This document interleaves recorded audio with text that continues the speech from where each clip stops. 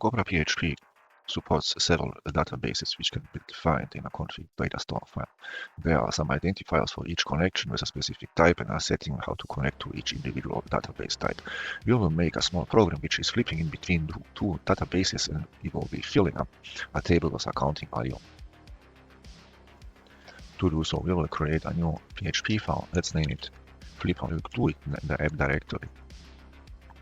We will create a PHP file class.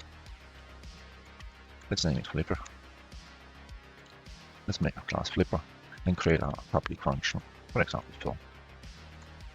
At first, we will obtain the handles to the databases from the namespace of the data stores.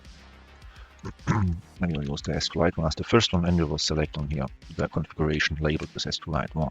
The same we will do with the second database, but this is not SQLite. We will want to use the PDO driver to connect to the MySQL database. As next, we will create a small loop which counts from 0 to 100 inclusively, and we will judge on here if the current state of the counter is even or odd.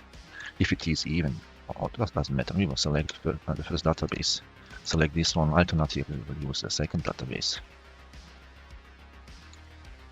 We will store our number by acquiring our bean. Dispense from the table. Let's say make a counter thing on there.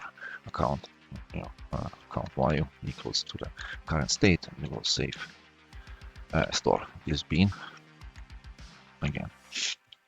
After this has been finished, we will say echo alternating filling of 2 DBs complete. To test this, we will head to our browser and head to the URL where cobraPHP is installed. We will simply call the class Flipper and the method fill and let the thing make its job. So it has automated filling of this thing. Let's see if we can see what's happening on here. We have first used an SQLite database. This one has been created on here.